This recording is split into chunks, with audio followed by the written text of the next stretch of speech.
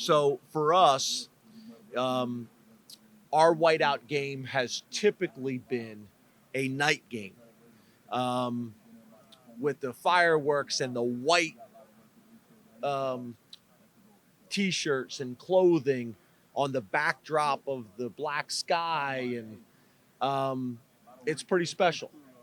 Um, Although the 12 o'clock games, if you look at the ratings in the Big Ten, have done unbelievably well, and I think it's been an ingenious approach, um, in terms of starting out college football Saturdays with a prime time game.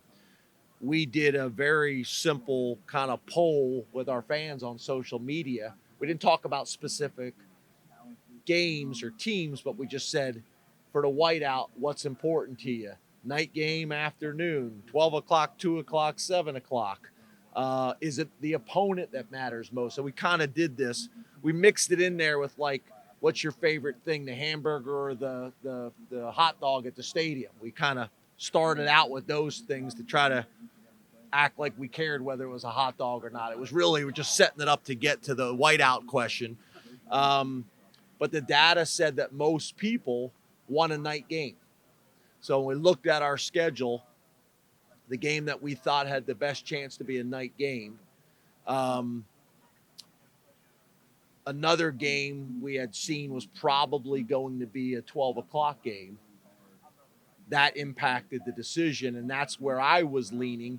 The fans backed that up. And then when Pat came in, I asked him, and right away he thought the same thing.